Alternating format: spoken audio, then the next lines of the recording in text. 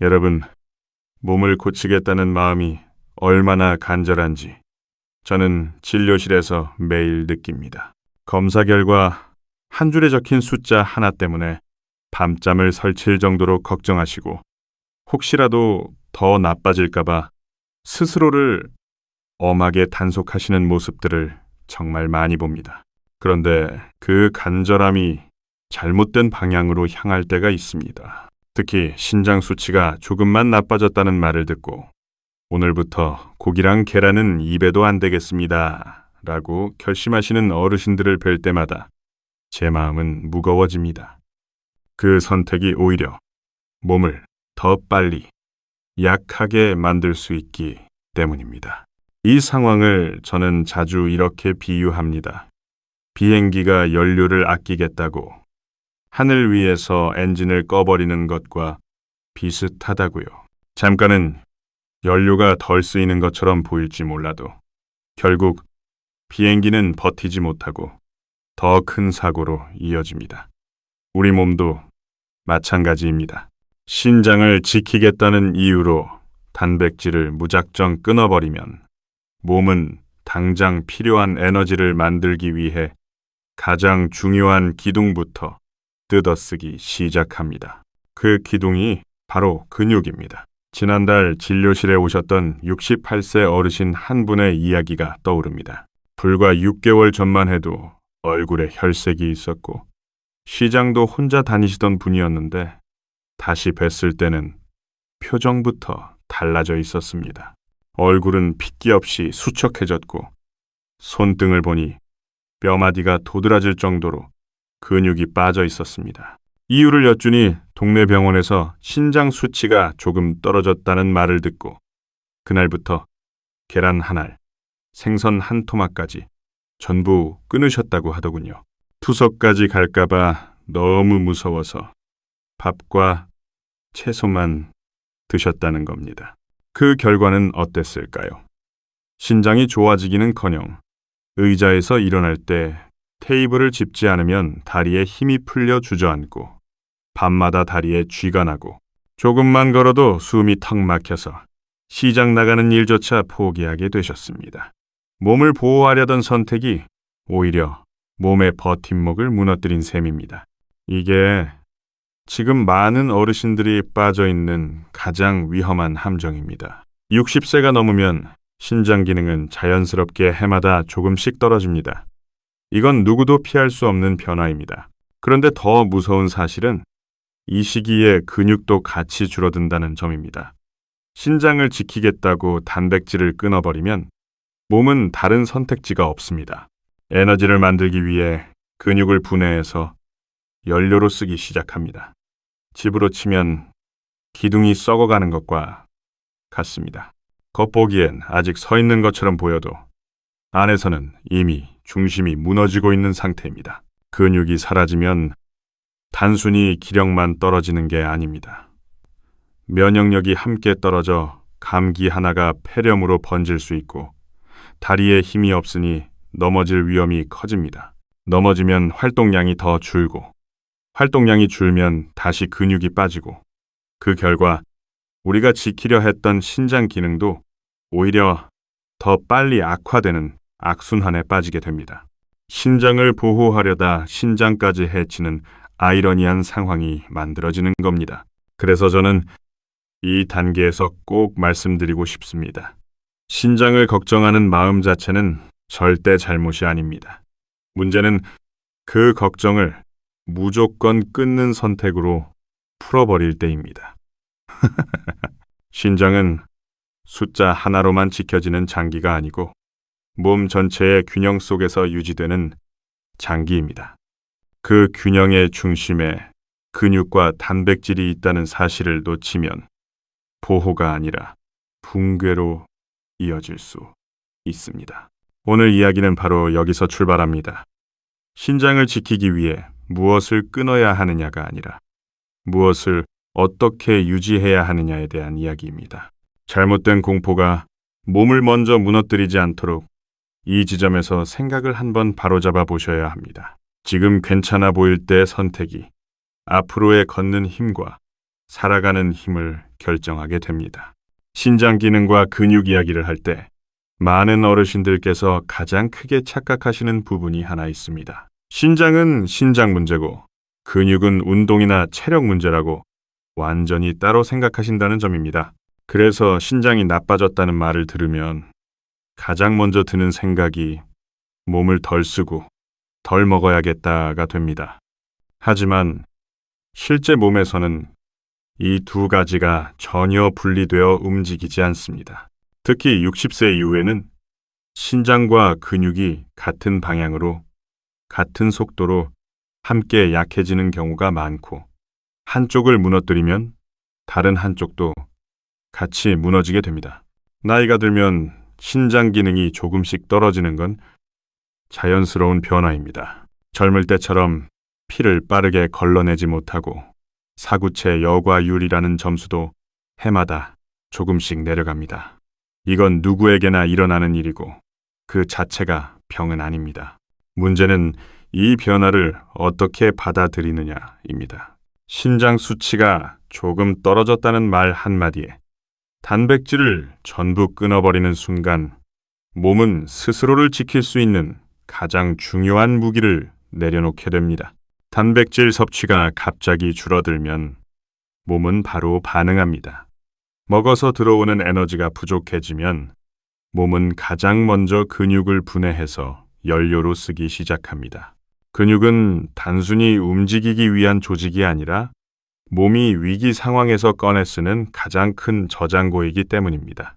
특히 60세 이후에는 근육을 새로 만드는 능력이 급격히 떨어집니다. 젊을 때는 며칠만 잘 먹고 움직여도 근육이 회복됐지만 노년기에는 같은 양을 먹어도 몸이 근육을 잘 만들지 못합니다. 그래서 단백질을 끊기 시작하면 근육은 빠르게 줄어드는데 다시 채워 넣기는 매우 어려운 상태가 됩니다.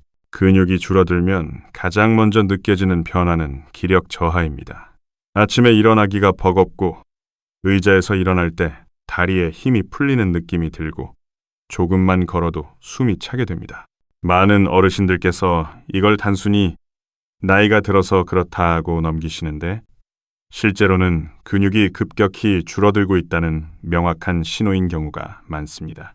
문제는 여기서 끝나지 않습니다.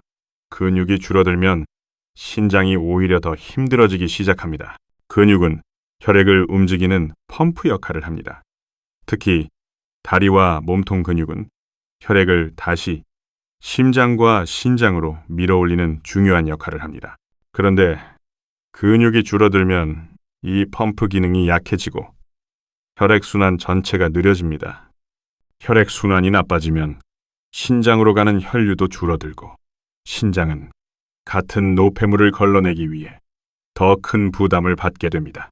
즉, 신장을 지키겠다고 단백질을 끊었는데 그 결과 신장이 더 혹사당하는 구조가 만들어지는 겁니다. 또 하나 중요한 역할이 있습니다. 근육은 단순한 움직임의 기관이 아니라 노폐물과 대사산물을 임시로 받아주는 완충 장치 역할도 합니다. 근육량이 충분하면 혈액 속 환경이 비교적 안정적으로 유지되는데 근육이 줄어들면 혈액 속 노폐물이 빠르게 쌓이고 그 부담이 그대로 신장으로 전달됩니다. 그래서 근육이 많이 빠진 어르신들일수록 피로가 심하고 다리가 잘 붓고 신장 수치가 조금만 무리해도 쉽게 흔들리는 경우가 많습니다. 이 상태가 계속되면 악순환이 시작됩니다. 신장이 걱정돼서 단백질을 끊고 단백질을 끊으니 근육이 빠지고 근육이 빠지니 기력이 떨어지고 활동량이 줄어듭니다. 활동량이 줄어들면 다시 근육이 더 빠지고 그러면 신장은 더 힘들어집니다. 다리에 힘이 없으니 넘어질 위험이 커지고 넘어질까봐 밖에 나가지 않게 되면서 생활 반경이 급격히 좁아집니다. 이 모든 변화가 몇 년에 걸쳐 서서히 진행되는 게 아니라 어떤 분들께는 불과 몇 달 사이에 빠르게 나타납니다. 의료 현장에서 보면 이런 분들께 공통점이 있습니다. 신장을 지키려고 최대한 안 먹었다는 말씀을 하십니다. 그런데 실제 검사 결과를 보면 신장은 크게 좋아지지 않았고 오히려 전신 상태는 더 나빠진 경우가 많습니다. 근육이 빠지면서 면역력이 떨어져 감기가 오래가고 작은 염증이 잘 낫지 않고 넘어짐이나 입원 위험이 함께 커진 상태입니다. 신장을 보호하려던 선택이 몸 전체를 더 취약하게 만든 셈입니다. 그래서 60세 이후 신장 관리의 핵심은 얼마나 적게 먹느냐가 아니라 어디까지는 반드시 유지해야 하느냐입니다. 특히 근육을 유지할 최소한의 단백질은 신장을 위해서라도 반드시 필요합니다. 단백질을 줄이는 게 신장을 보호하는 게 아니라 불필요한 과잉을 피하면서도 근육이 무너지지 않을 선을 지키는 것이 진짜 보호입니다. 이 기준을 놓치면 아무리 조심해도 몸은 점점 버티지 못하는 방향으로 가게 됩니다. 신장과 근육은 서로 경쟁 관계가 아닙니다. 한쪽을 살리면 다른 한쪽이 죽는 구조가 아닙니다. 오히려 근육이 살아있어야 신장도 숨을 쉴 수 있고 신장이 버텨줘야 근육도 유지될 수 있는 관계입니다. 같은 배를 타고 있는 동반자라고 보셔야 합니다. 그래서 신장이 조금 나빠졌다는 이유만으로 단백질을 전면 중단하는 선택은 보호가 아니라 위험을 키우는 선택이 될 수 있습니다. 이 지점을 정확히 이해하셔야 합니다. 신장을 지키기 위해 몸의 기둥을 먼저 무너뜨리는 선택은 결코 현명하지 않습니다. 신장 관리의 출발점은 공포가 아니라 구조 이해입니다. 근육이 왜 중요한지, 단백질이 왜 필요한지, 그리고 왜 무작정 끊는 선택이 가장 위험한지 이 구조를 제대로 알고 나서야 다음 선택이 달라질 수 있습니다. 신장과 근육이 함께 무너질 수 있다는 구조를 이해하셨다면 이제 많은 어르신들 머릿속에 이런 질문이 자연스럽게 떠오릅니다. 그렇다면 도대체 어디까지 먹어도 되는 건지, 언제부터가 정말 조심해야 하는 단계인지 이걸 감으로 판단해야 하느냐는 겁니다. 바로 이 지점에서 필요해지는 게 막연한 느낌이 아니라 숫자로 보는 기준입니다. 병원에서 흔히 듣는 신장 점수라는 건 신장이 1분 동안 피를 얼마나 잘 걸러내고 있는지를 수치로 나타낸 것입니다. 이 숫자는 신장이 얼마나 일을 할 수 있는지, 즉 여력이 얼마나 남아있는지를 보여주는 지표라고 보시면 됩니다. 중요한 건 이 점수가 갑자기 뚝 떨어지는 경우보다 서서히 내려가면서 생활 선택에 영향을 주기 시작하는 구간이 있다는 점입니다. 그 경계선이 바로 많은 임상 현장에서 기준으로 삼는 45점 전후입니다. 신장 점수가 60점 이상일 때는 대부분의 어르신들이 큰 증상을 느끼지 않습니다. 조금 피곤한 정도, 소변 횟수가 약간 늘어난 느낌 정도로 지나가는 경우가 많습니다. 그런데 50점대에 들어서면서부터 몸의 반응이 달라지기 시작합니다. 아침에 몸이 무겁고 다리가 쉽게 피로해지고 예전보다 회복이 느리다고 느끼는 분들이 늘어납니다. 이때가 바로 생활관리가 필요해지는 시점입니다. 하지만 이 시기에 가장 많이 저지르는 실수가 무조건 먹는 걸 줄이고 단백질을 끊는 선택입니다. 45점이라는 숫자가 중요한 이유는 이 점수 이상에서는 신장이 아직 단백질 대사를 감당할 여력이 남아있는 경우가 많기 때문입니다. 다시 말해 신장이 완전히 버거운 상태가 아니라 관리만 잘하면 충분히 버틸 수 있는 구간이라는 뜻입니다. 그런데 이 시점에 단백질을 끊어버리면 신장이 아니라 근육부터 먼저 무너지기 시작합니다. 그리고 근육이 무너지면 앞서 이야기한 것처럼 신장도 결국 더 힘들어지는 방향으로 가게 됩니다. 그래서 45점 이상이라는 건 무조건 조심해야 할 위험 구간이 아니라 오히려 근육을 적극적으로 지켜야 하는 마지막 기회에 가까운 숫자입니다. 이때 단백질을 제대로 공급해주지 않으면 몸은 스스로를 지탱할 힘을 잃기 시작합니다. 특히 60세 이후에는 근육을 만드는 능력이 크게 떨어져 있기 때문에 예전처럼 조금 덜 먹어도 괜찮겠지라는 생각은 통하지 않습니다.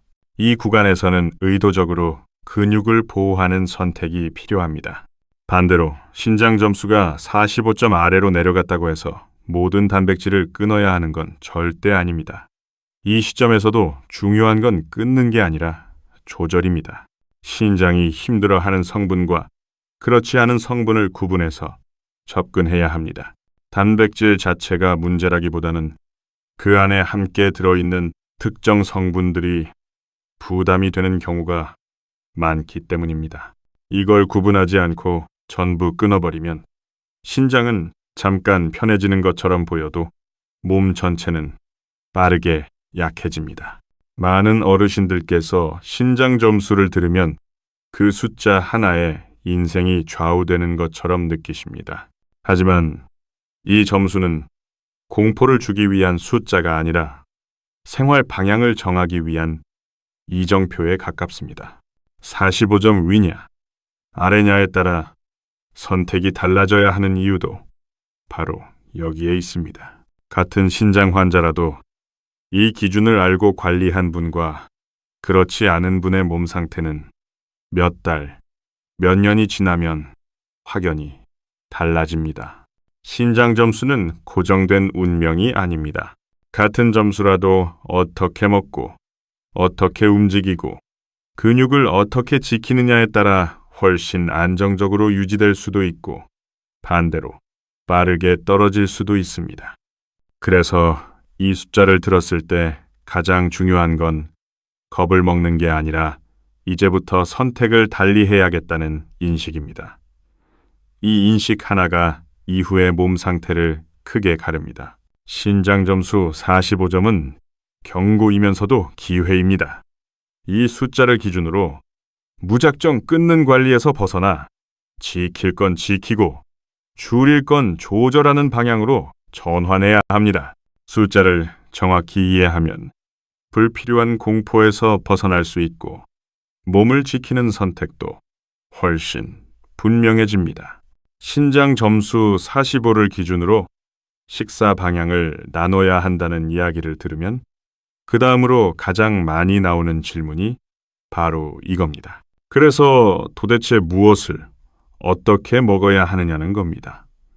특히 계란 이야기가 나오면 다들 긴장부터 하십니다.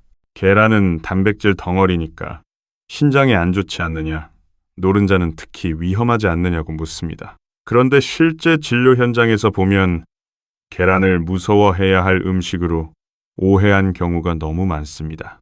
계란은 잘만 먹으면 신장을 망치는 음식이 아니라 오히려 근육을 지켜서 신장을 살리는 쪽으로 작용할 수 있는 음식입니다. 신장 점수가 45점 이상인 경우부터 먼저 보겠습니다. 이 구간의 어르신들은 신장이 아직 단백질 대사를 감당할 여력이 남아있는 상태입니다. 이 말은 곧 단백질을 끊지 말아야 할 시기라는 뜻이기도 합니다. 특히 계란 1개 수준의 단백질은 선택이 아니라 근육을 지키기 위한 최소한의 안전장치에 가깝습니다. 60세 이후에는 근육을 만드는 능력이 크게 떨어지기 때문에 같은 양의 단백질을 먹어도 젊을 때만큼 근육으로 전환되지 않습니다. 그래서 예전처럼 적당히 먹어도 되겠지라고 생각하면 몸은 조용히 근육을 잃기 시작합니다. 계란이 이 시기에 중요한 이유는 단백질의 질 때문입니다. 계란은 필수 아미노산이 가장 균형 있게 들어있는 완전 단백질입니다. 근육을 유지하고 회복시키는데 필요한 재료가 빠짐없이 들어있다는 뜻입니다. 게다가 계란에는 근육 합성을 촉진하는 신호를 켜주는 성분도 함께 들어있습니다. 그래서 계란을 꾸준히 드신 어르신들과 그렇지 않은 어르신들의 차이는 몇 달만 지나도 눈에 띄게 나타나는 경우가 많습니다. 얼굴 혈색, 손에 힘 들어가는 느낌, 의자에서 일어날 때의 안정감 같은 아주 작은 부분에서부터 차이가 나기 시작합니다. 이때 중요한 건 노른자를 빼느냐 마느냐가 아닙니다. 45점 이상이라면 노른자까지 통째로 드셔도 됩니다. 노른자에는 단백질뿐 아니라 지방, 비타민, 콜린 같은 성분들이 함께 들어있어서 신경과 근육 기능을 유지하는 데 도움이 됩니다. 노른자를 무조건 제거하면 단백질의 질도 함께 떨어지게 됩니다. 이 구간에서 계란 1개를 겁내는 건 집을 지탱하는 기둥 하나를 스스로 빼버리는 것과 비슷합니다. 반대로 신장 점수가 45점 아래로 내려간 경우에는 접근 방식이 달라져야 합니다. 하지만 여기서도 가장 흔한 실수가 전면 중단입니다. 계란은 이제 절대 안 된다고 생각하고 완전히 끊어버리는 분들이 많습니다. 그런데 이 단계에서도 정답은 끊기가 아니라 조절입니다. 신장이 힘들어하는 건 단백질 그 자체보다 단백질과 함께 들어있는 특정 성분들입니다. 그중 대표적인 게 노른자에 들어있는 인이라는 미네랄입니다. 신장 기능이 많이 떨어지면 인을 충분히 배출하지 못하고 혈액 속에 쌓일 수 있습니다. 인이 과해지면 몸은 균형을 맞추기 위해 뼈에서 칼슘을 끌어다 쓰게 됩니다. 그러면 뼈는 약해지고 빠져나온 칼슘은 혈관 벽에 달라붙어 혈관을 딱딱하게 만드는 쪽으로 작용할 수 있습니다. 그래서 45점 아래에서는 노른자를 무조건 먹어도 된다고 말할 수는 없습니다. 하지만 그렇다고 계란 자체를 끊어야 하는 건 아닙니다. 이 구간에서 현실적인 방법은 노른자 횟수를 조절하는 것입니다. 일주일에 3, 4회 정도만 노른자를 포함해서 드시고 나머지 날에는 흰자 위주로 드시는 방식이 부담을 크게 줄여줍니다. 흰자는 인 함량이 낮고 순수 단백질에 가까워 근육을 유지하는 데 도움이 됩니다. 흰자 2개 정도는 신장 부담을 크게 늘리지 않으면서도 단백질 공급을 유지할 수 있는 좋은 선택입니다. 이렇게 조절하면 근육을 완전히 포기하지 않으면서 신장도 함께 보호할 수 있습니다. 계란을 어떻게 먹느냐도 매우 중요합니다. 같은 계란이라도 먹는 방식에 따라 신장 부담은 크게 달라집니다. 먼저 계란을 단독으로 몰아서 먹는 건 좋지 않습니다. 동물성 단백질만 한꺼번에 들어오면 신장 혈관에 부담이 커질 수 있습니다. 그래서 계란을 드실 때는 두부 같은 식물성 단백질을 함께 곁들이는 게 좋습니다. 두부는 단백질 공급원이면서도 신장에 비교적 부담이 적고 동물성 단백질의 흡수를 완만하게 만들어주는 역할을 합니다. 계란과 두부를 1:1 정도로 함께 드시면 부담을 분산시키는데 도움이 됩니다. 조리 방법도 신경 써야 합니다. 기름에 바삭하게 지진 프라이는 고온 조리 과정에서 몸에 불필요한 찌꺼기를 만들 가능성이 있고 소화 부담도 큽니다. 특히 연세가 있을수록 이런 방식은 속을 불편하게 만들고 그 부담이 그대로 신장으로 이어질 수 있습니다. 반숙, 수란, 계란찜처럼 부드러운 조리법이 훨씬 낫습니다. 소화가 잘 되면 신장에 가는 부담도 그만큼 줄어듭니다. 식사 순서 역시 중요합니다. 계란을 드시기 전에 채소를 먼저 드시는 습관은 생각보다 큰 차이를 만듭니다. 채소에 들어있는 식이섬유가 단백질 흡수를 천천히 만들어주기 때문에 신장의 부담이 한꺼번에 몰리는 걸 막아줍니다. 이걸 흔히 거꾸로 식사법이라고 부르는데 신장과 근육을 동시에 지키는데 꽤 도움이 됩니다. 계란을 이렇게 먹으면서도 많은 어르신들께서 정작 더 위험한 걸 놓치고 계십니다. 바로 통증이 있을 때 습관처럼 먹는 소염 진통제입니다. 무릎이 아프다, 허리가 쑤신다 해서 약국에서 쉽게 사 드시는 진통제 중에는 신장에 부담을 줄 수 있는 성분이 들어있는 경우가 많습니다. 특히 연세가 많을수록 이런 약의 영향은 더 크게 나타날 수 있습니다. 실제로 계란은 철저히 피하면서 진통제는 매일같이 드시는 분들도 적지 않습니다. 신장을 기준으로 본다면 계란 한 알보다 이런 약습관이 훨씬 위험한 경우도 많습니다. 결국 계란은 신장을 망치는 음식이 아니라 기준 없이 먹을 때 문제가 되는 음식입니다. 신장 점수 45를 중심으로 먹을 수 있는 구간과 조절해야 하는 구간을 나누고 조리법과 식사 순서를 지키면 계란은 근육을 지켜 신장을 돕는 편에 설 수 있습니다. 신장을 지키는 식사는 무조건 줄이는 식사가 아니라 구조를 이해하고 방향을 맞추는 식사라는 점을 이 단계에서 꼭 기억하셔야 합니다. 많은 어르신들께서 여기까지 들으시면 마음속에 비슷한 생각이 하나 생깁니다. 그래서 이렇게 먹고 관리하면 신장이 정말 나빠지지 않는 거냐, 아니면 잠깐 괜찮아 보이는 것 뿐이냐는 질문입니다. 이 부분에서 분명히 짚고 가야 할 점이 있습니다. 신장 관리는 숫자를 잠깐 올리는 싸움이 아니라 앞으로의 생활을 얼마나 오래 버틸 수 있느냐를 결정하는 관리라는 점입니다. 그래서 방향이 맞으면 몸은 생각보다 정직하게 반응합니다. 진료 현장에서 보면 신장 수치가 조금씩 안정되는 분들에게 공통적으로 나타나는 변화가 있습니다. 먼저 아침에 일어날 때 몸이 덜 무겁다고 말씀하십니다. 예전에는 침대에서 바로 일어나기 힘들었는데 어느 순간부터는 손으로 짚지 않고도 상체를 일으킬 수 있다고 하십니다. 또 하나는 다리에 힘이 돌아오는 느낌입니다. 계단을 내려갈 때 무릎이 덜 떨리고 의자에서 일어날 때 한 번에 일어날 수 있게 됐다고 하십니다. 이런 변화는 신장 수치보다 먼저 나타나는 경우가 많습니다. 이게 중요한 이유는 신장이 좋아지고 있다는 신호가 꼭 검사표에만 나타나는 건 아니기 때문입니다. 신장은 몸 전체 대사와 연결돼 있어서 근육과 기력이 회복되기 시작하면 그 영향이 서서히 신장으로도 이어집니다.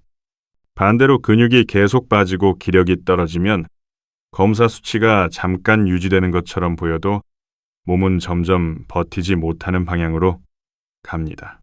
그래서 신장 관리는 숫자만 붙잡고 있을 게 아니라 몸의 반응을 함께 봐야 합니다. 여기서 많은 분들이 또 하나 착각하시는 게 있습니다. 이렇게 관리하면은 신장 점수가 다시 예전처럼 확 올라가야 성공이라고 생각하신다는 점입니다.